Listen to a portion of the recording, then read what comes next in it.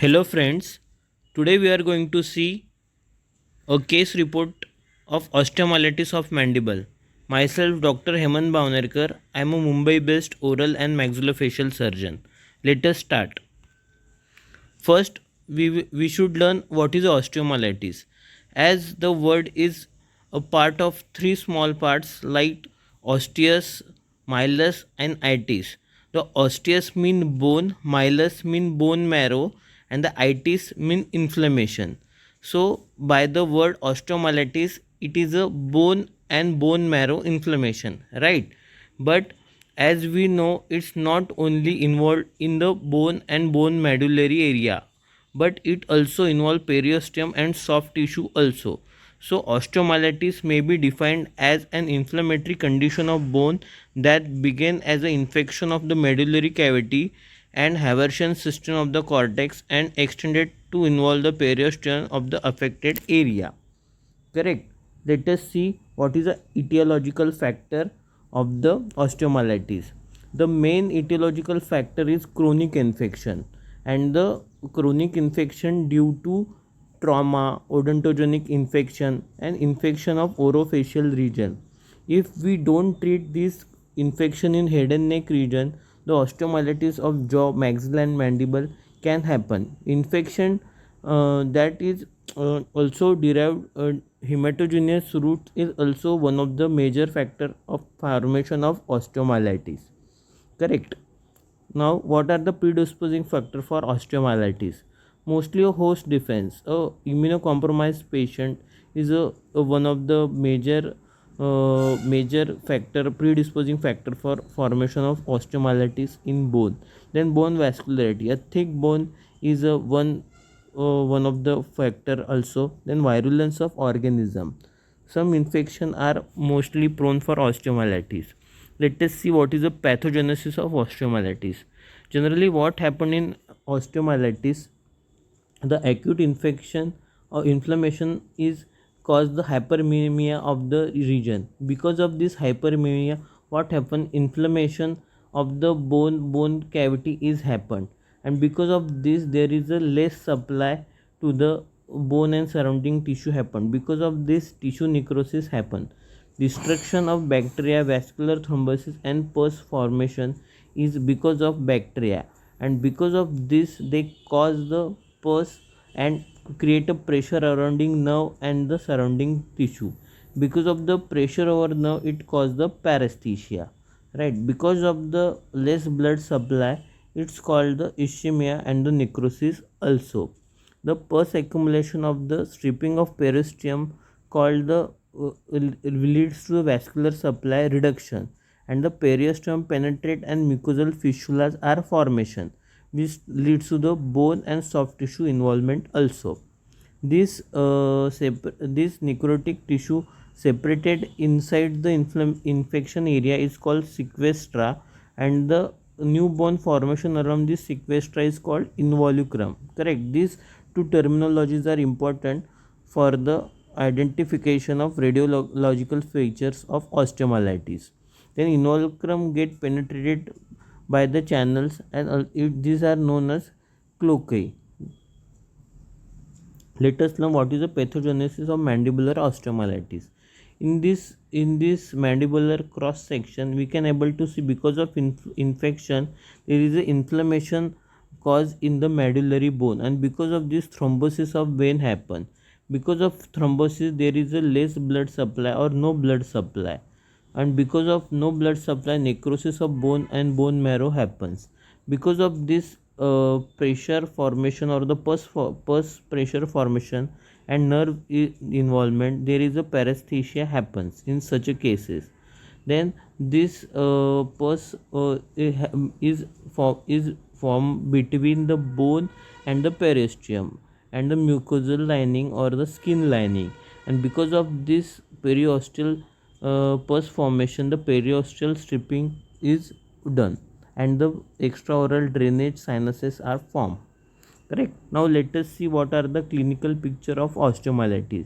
The main clinical picture is patients come to you with the pain, swelling, erythema over the overlying tissue, Then mostly this patient is having fever for more than 3 to 4 days. Then paresthesia happen if the it's involved inferior alveolar nerve, mostly in mandibular cases. So if the its infection is involved in pterygomasseteric space, then trismus is also happen.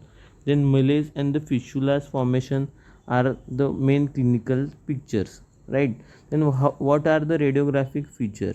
Mostly the radiographic features seen after 3 weeks of the osteomyelitis. Mostly moth eaten appearance is a key radiographic feature seen in the osteomyelitis. Over the skin there is a formation of orange peel like appearance also is noted. What are the main bacteria involved in osteomyelitis? As we know, it's a polymicrobial disease. It mostly involves streptococci, bacteroides, peptostreptococci, and fusobacterias. Now let us learn what are the management of the osteomyelitis. Mostly management of osteomyelitis is the medical management divided into two. One is the medical management and second one is the surgical management. Many medical management include complete bed rest, suppurative therapy like nutritional and high protein diet advised, then rehydration of the patient, blood transfusion if required, pain therapy, antibiotic therapy, and if required in severe cases, hyperbaric oxygen therapy. What are the surgical options? What we can do in surgical way?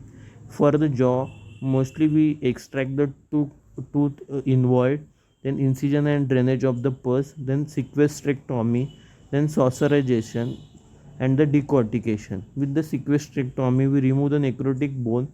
With saucerization, we form the a saucer-like bone pattern, so the infectious pus and the other part not lie inside the cavity. Decortication, infectious necrosis, bone removal of the cortical bone, and after the removal of this infectious bony part, resection and the reconstruction required in severe cases. Post-operative care, of course, with antibiotics, warm saline mouthwashes, adequate hydration, and the bed rest are advised to the patients. Now let us learn a case report. This patient, a 53-year-old male patient with the history of diabetes, come to the us and the complaint of the pain paresthesia in this region. On the radiographic, we can able to a moth eaten appearance here. The history of extraction of this teeth few days back was there. This is a 53-year male patient. Then it is mostly having a chief complaint of pain and swelling in lower right posterior region of the jaw.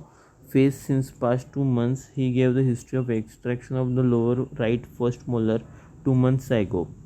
Pain is mostly he complained is was dull aching. He also said decreased sensory sensation over the area of the half of the lower jaw. On clinical examination, extraoral swelling in the right lower border of mandible and heel sinus tract seen. Intraoral draining pus from socket with forceps was seen. Here, a intraoral picture of forceps region seen the pus drainage here after 2 months of extraction. Correct. So this is a pus is still there, means the chronic infection present in the extraction socket. Correct. Extraorally, he said there is a pus drainage from extraorally also, and after some days it's healed. So it's a heel draining sinus present extraorally just below the same forceps region. Here we can able to see extraoral heel drained sinuses. What are the investigations? The complete blood count, platelet count, bleeding time, clotting time, blood sugar levels, fasting sugar, postprandial, and HIV and triple H test was advised. OPG lateral oblique was advised for the patient. On OPG, we can able to see just below the forceps tooth, we can able to see a radio opaque border is here in a moth eaten pattern in between the black mint radiolucent part. Mint a radiolucency surrounded by radio opacity is a classical sign of moth-eaten appearance of osteomyelitis. Operative procedure. All pre-operative medications were given to the patient. The patient was shifted to the operation theatre and was draped and under all septic conditions. The patient was anesthetized with the general anesthesia agent by the anesthetist.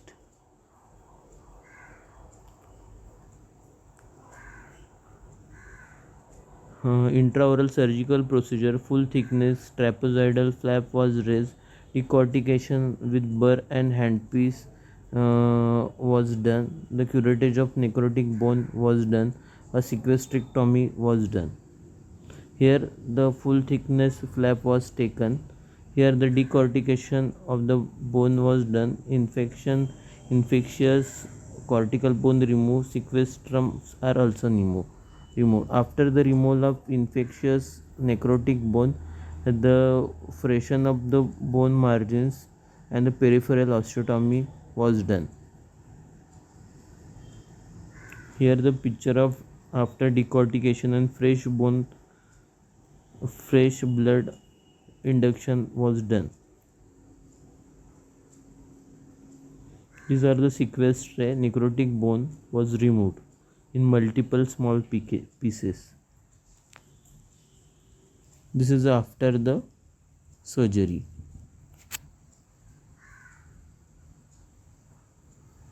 For the extraoral draining sinuses, extraoral incision around the swelling and draining sinuses was made.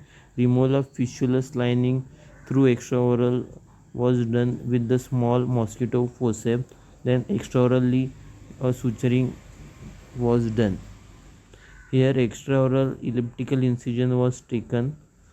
Then after removal of fistulous tract, debridement of wound was done and the suturing was done for the closure of the wound. Here after 2 months we can able to see there is no signs of progression of infection and the radio opacity was a bit increased, so it's sign of healing also. So no increase in infection but presence of new bone is seen. Here intraorally preoperative pus was there. Now after post-operative, after 2 months, there is a no pus, no swelling, no inflammation. The healing was take place. On the OPG also we can able to see a fresh new white bone was started in healing progression. On conclusion, osteomyelitis is a polymicrobial infection, so we should treat it judiciously. Osteomyelitis should not be underestimated. If not treated, it will lead to the multiple involvement of space infection and leads to Ludwig's angina also. The risk of infection remaining in the latent form should always be kept in mind, so we have to keep this patient always in our follow-up. These are my references for my today's lecture. For more surgical topic related my lectures, please subscribe my YouTube channel Oral Surgery and Beyond. Thank you for today.